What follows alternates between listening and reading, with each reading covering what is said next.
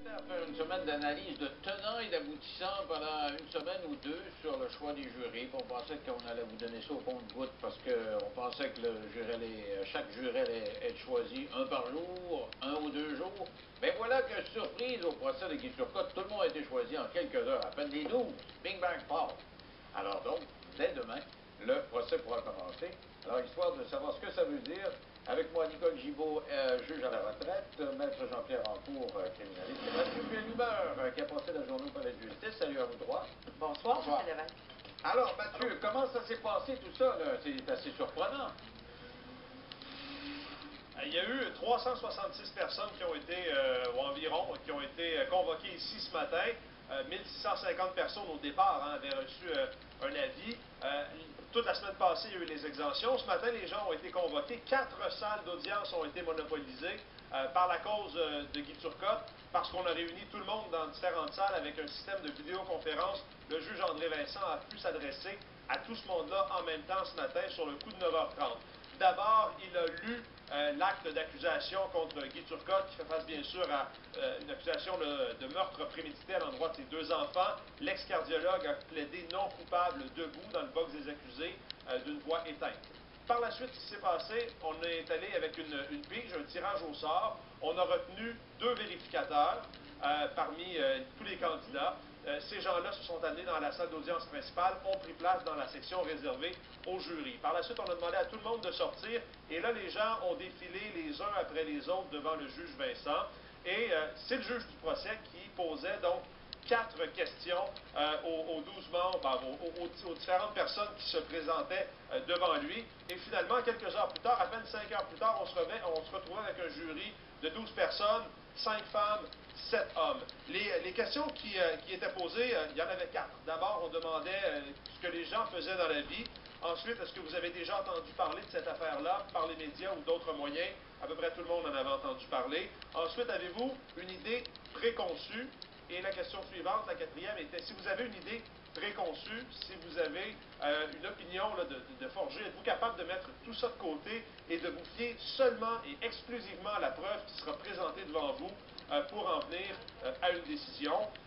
Par la suite, dépendamment des personnes, des réponses que donnaient les gens, le juge, en fait, à chaque fois que ces questions-là étaient posées, une fois que les 4 questions étaient posées, le juge se retournait vers les 2 vérificateurs qui disaient satisfait ou insatisfait. Si c'était satisfaisant aux yeux des vérificateurs, on demandait aux avocats, est-ce que vous aussi vous trouvez ça satisfaisant? Et si c'était insatisfaisant, on demandait à la personne de rentrer à la maison. Cette personne-là ne pouvait pas faire partie du jury. Par la suite, les avocats avaient 20, on appelle ça des péremptoires dans le domaine, mais 20, ils pouvaient exclure une personne, chacun à 20 reprises, sans donner aucune raison. Et donc, ils ont utilisé cette façon-là, ils ont eu recours à ça environ 5-6 fois de part et d'autre du tribunal. Alors, c'est moins spectaculaire, maître Rancourt, que ce qu'on voit habituellement dans les séries. Moi, j'ai l'impression que vous perdez du lustre un peu, les avocats, de cette façon-là, parce que mon impression, c'était que vous pouviez passer, je sais pas, moi, des heures à passer des questions, à dire, OK, moi, j'ai de la stratégie, lui, c'est un gars, une femme, c'est pas... Jadis, on avait ce loisir-là. J'ai fait des procès devant jury à profusion. À l'époque, on avait simplement à dire au juge, je veux l'accuser, ce jury-là, ce candidat-là, pour cause de partialité. On l'assermentait et là, on proposait les questions. Jusqu'à temps que la Cour suprême dise, c'est assez d'aller à la pêche. Vous ne pouvez pas aller à la pêche avec ces candidats-là. Il va y avoir certaines questions de poser. Et là, le juge, ce qu'il a fait, le juge Vincent, a dit aux avocats probablement quelles sont les questions que je devrais poser. On s'est entendu sur 4 et c'est lui qui a posé les questions et c'est pas les avocats.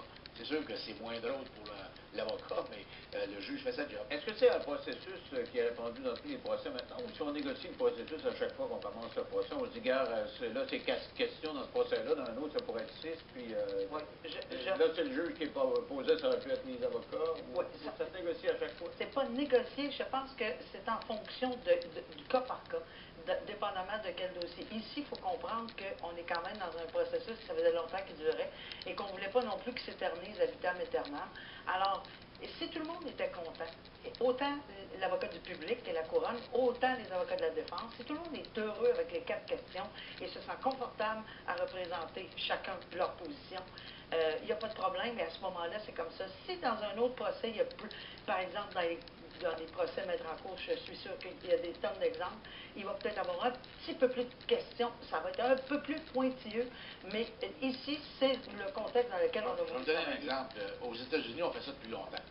Dans une affaire, l'affaire Bilodeau, le camionneur qui avait tué par accident 2 policiers, les questions que le juge posait, est-ce que vous avez des policiers dans votre famille?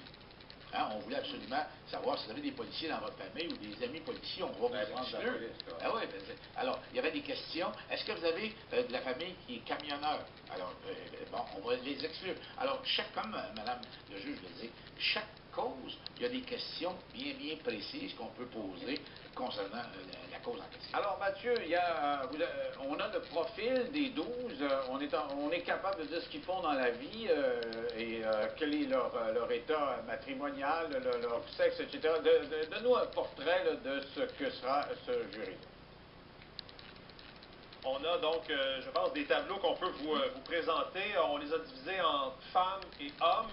Essentiellement, c'est ce que l'on sait, leur sexe et ce qu'ils font dans la vie. Du côté des femmes, on a une serveuse, une femme qui est esthéticienne également, une autre qui travaille dans un magasin, une autre qui est bouchère, une femme qui est secrétaire. Donc, il y a 5 femmes dans le cadre de ce jury-là. Et du côté des hommes, il y a des hommes, je vous dirais que les âges varient entre, grosso modo, 40 et 60, il y en a peut-être un peu plus jeunes. Okay. Du côté des hommes, il y a un retraité de l'enseignement, un retraité du domaine de l'imprimerie, enfin, vous les voyez à l'écran. Donc, des gens de divers milieux qui ont effectué diverses tâches ou différents travails dans le cadre de leur vie, de votre vie, de leur vie, ouais, plutôt. Je veux vous dire aussi que ça aurait pu être beaucoup plus court, la sélection du jury. Ah ouais? Ça, c'est assez particulier, ce qui s'est passé.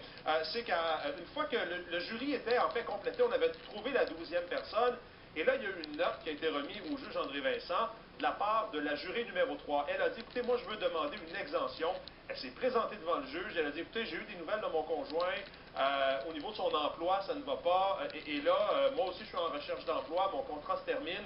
Alors, j'aimerais être récusé. Et le juge André Vincent, donc, a demandé à cette personne-là de sortir, a parlé aux 2 avocats, a cité un arrêt, je ne sais pas si c'est de la Cour d'appel ou de la Cour suprême, mais étant donné que cette personne-là n'avait rien entendu de l'affaire, parce que bien sûr, la preuve n'a pas encore été présentée, on a accepté de l'exclure et on a donc repris le processus de sélection pour remplacer donc la jurée numéro 3. Et finalement, ça a pris presque 1h30 pour trouver cette personne-là et d'avoir un jury complet. Donc, quelqu'un qui ne voudrait pas être juré, on ne peut pas le forcer. Là. On peut trouver 150 raisons pour le C'est sûr que toute la période où on a pu demander des exemptions, c'était fait pour ça.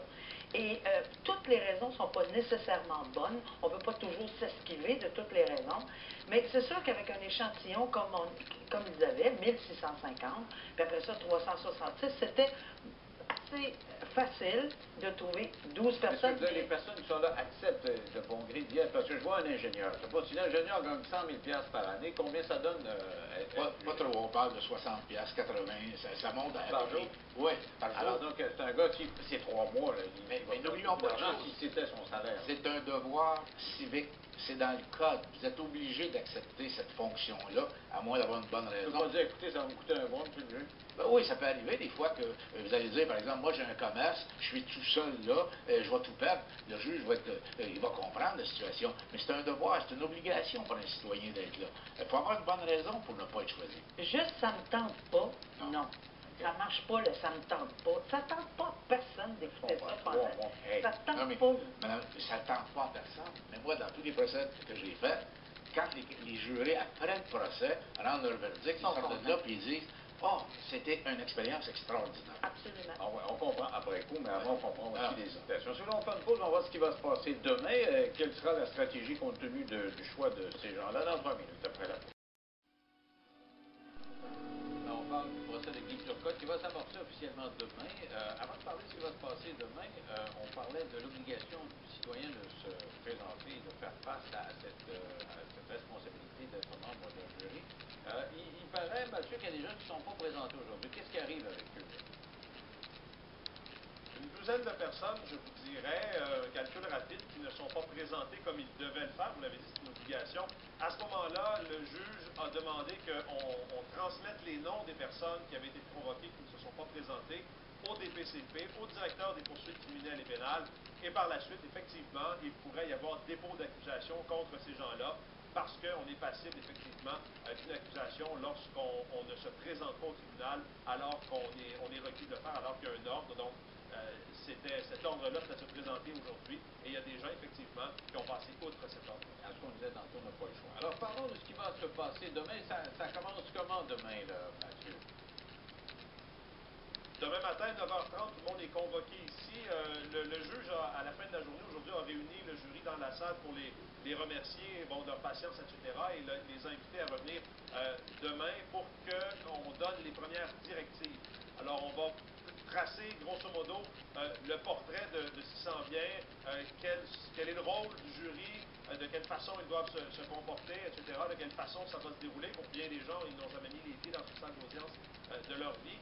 Par la suite, c'est le procureur de la Couronne, Maître René Verret, qui va y aller d'une déclaration d'ouverture, probablement les grandes lignes de ce qu'il veut présenter, de ce qu'il veut prouver au tribunal.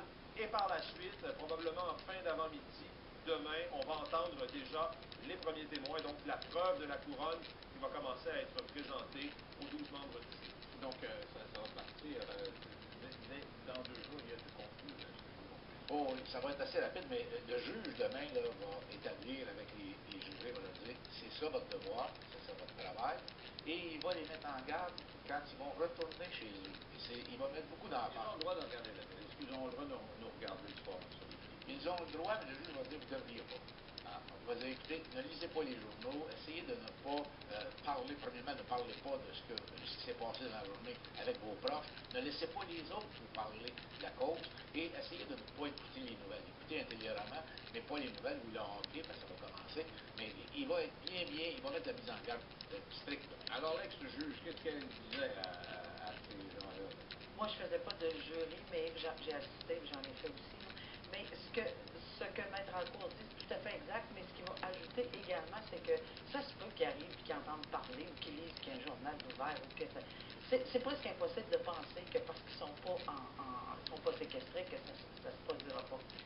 La capacité, il va répéter le terme, vous devez avoir la capacité de mettre ça de côté, même si ça vous traverse, à un moment donné, vous l'entendez, vous êtes dans n'importe où, quelqu'un vous en parle, c'est pas, à l'impossible, nul n'est tenu. C'est un peu difficile dans le monde dans lequel on vit, de complètement se fermer On peut pas les les yeux. séquestrer, comment ça se fait? Ben, il y aurait toujours cette possibilité-là, mais je pense qu'on aurait beaucoup. Comme ça se faisait et comme ça pourrait se faire même dans le milieu du procès, Oui. où à n'importe quel stade, le juge pourrait dire je vous séquestre et puis on continue le procès tous ensemble. Ah oui, Et, ça peut arriver. et il y a eu une manifestation aujourd'hui devant le palais de justice et ces gens-là réclament justice, disent qu'il faut faire un procès juste et équitable. Ça avait l'air de quoi, là, sur place, là, Mathieu? Il y avait 20, 25, tout au plus 30 personnes qui s'étaient donné rendez-vous ici devant le palais de justice de Saint-Jérôme, pancarte en main, disant vouloir réclamer un procès juste et équitable. D'autres avaient du même coup une pancarte dans les mains disant que Guy Turcotte était coupable, réclamaient du même souffle de la justice pour les enfants, pour Anne-Sophie et Olivier, demandaient aux gens qui passaient dans la rue de klaxonner. Ça a duré une partie d'avant-midi. Par la suite, les gens sont rentrés chez eux. Une manifestation calme. Il n'y a pas eu de tentative d'intrusion dans le palais de Et justice. ils vont pas là toute Ce la genre de semaine, manifestation qu'on a déjà vu au tribunal. Non, je leur ai demandé, probablement que c'était simplement pour le début de ce procès. On les avait vus aussi devant la cour d'appel pour certains, au tribunal, à l'Institut Philippe Pinel aussi, lorsque l'ex-cardiologue se présentait devant la commission d'examen. Et rapidement, Mathieu, il se comporte comment, le Guy Turcotte, actuellement, là, dans la salle d'audience? On a toujours de la même façon. Il attend que tout le monde soit à l'intérieur de la salle et à un moment donné, les avocats sont appelés. Et la façon dont c'est fait ici, vous le voyez probablement sur les images, il part d'une salle qui est complètement au fond du couloir.